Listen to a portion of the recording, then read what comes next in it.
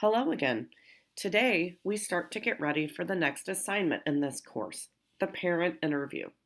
The skills we discuss in this presentation will address interviewing parents first, and then move into some things to consider when planning for employment interviews. Some skills will overlap into both contexts.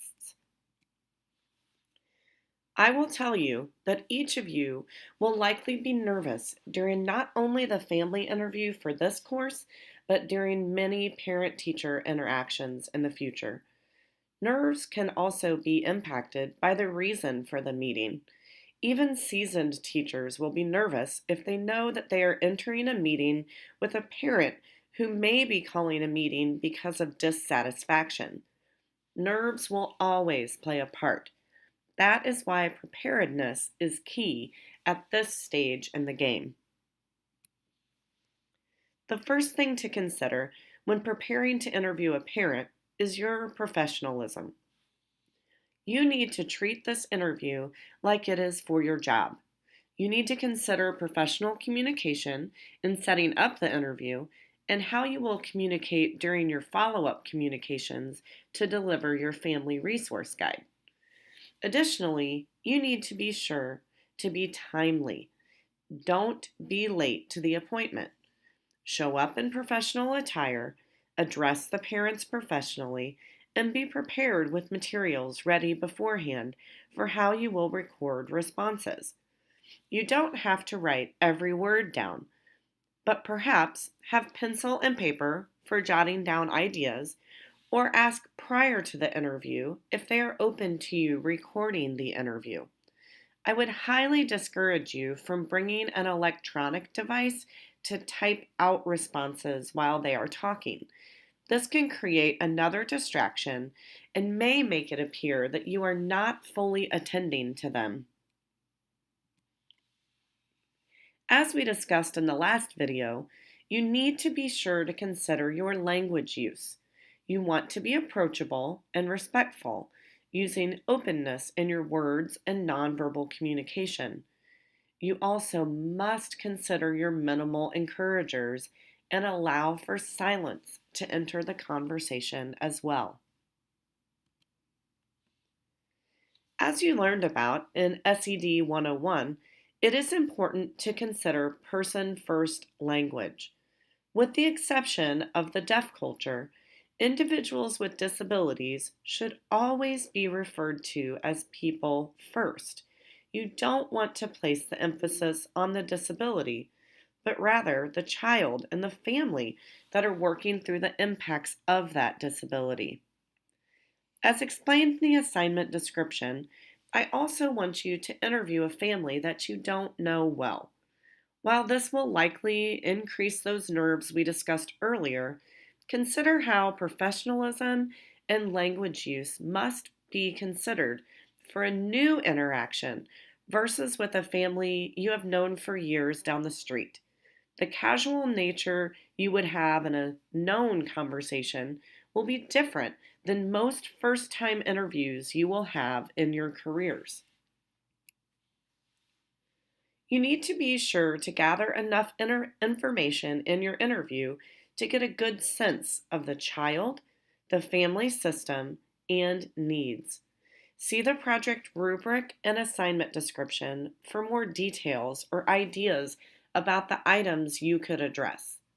Keep in mind as well that one question may lead to multiple pieces of information being shared. While conducting your interview, be sure to ask enough questions to also get an idea about what you may develop for a functional resource, as well as the 3 practical resources needed for the resource guide. The rubric for the interview question includes all the details for all 3 assignments, and I would highly encourage you to look at the class assignments as a whole so that you can see that the development of questions is tightly linked to the other 2 assignments. Consider the order of your questions and how one might lead into additional follow-up questions. You will want to start off with questions that will provide background information that you can reference in later questions discussion.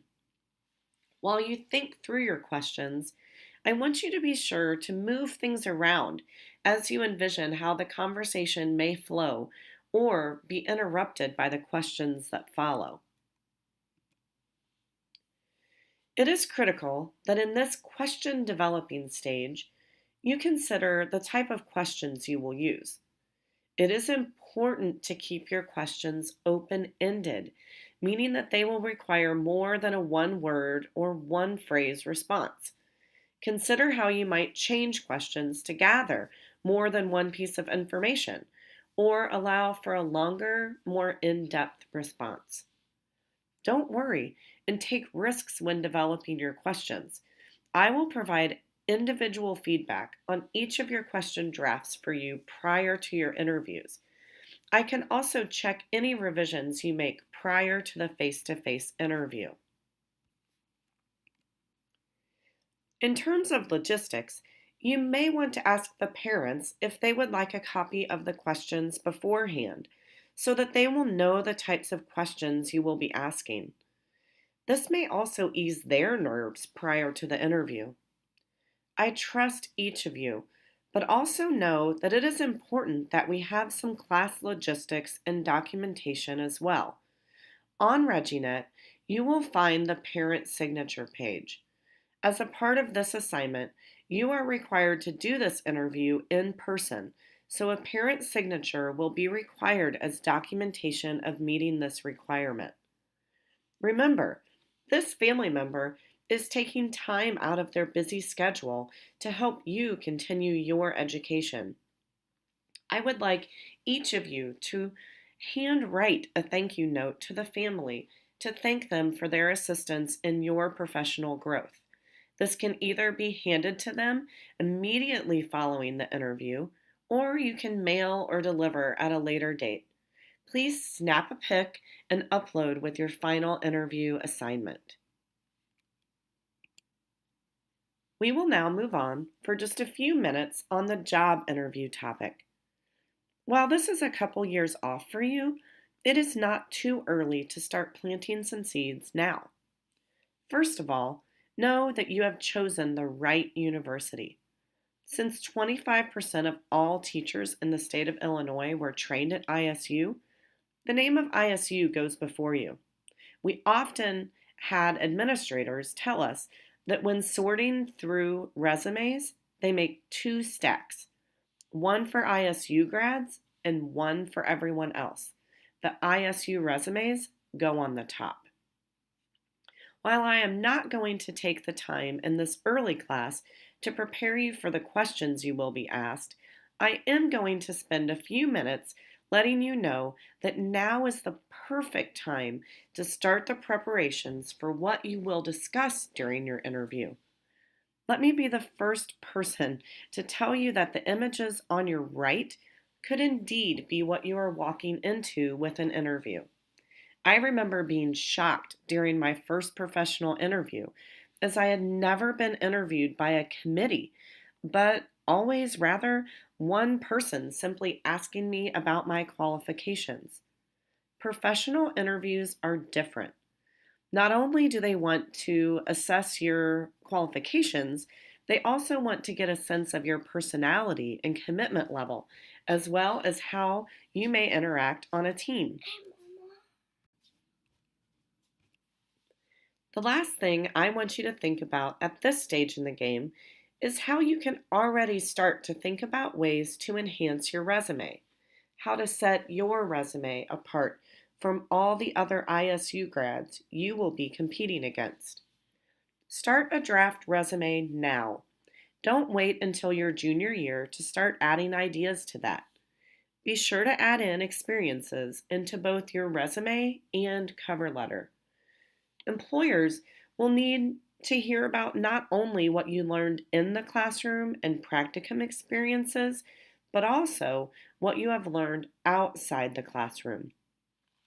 This may be highlighted through your commitment to gaining experiences with children with disabilities outside of school. This can be gained through engagement in community organizations, work at summer camps, and several other volunteer opportunities. You will also want to think about ways to highlight your responsibility and maturity to your future employers. This may be shown through leadership in student organizations, engaging in research opportunities with faculty members outside of your traditional coursework, or even studying abroad. Now is the time to consider how you can start to build these types of experiences into your stay at ISU. There are also university wide programs like ISU Leads that can assist you in thinking through this type of enhancement. I hope that each of you will also use a trusted mentor for gathering feedback and providing any advice for steps moving forward. Remember, my office is in DeGarmo 540, and I am always willing to support you even after 205 is finished. Have a great week, and please don't hesitate to contact me with any questions or concerns. Bye.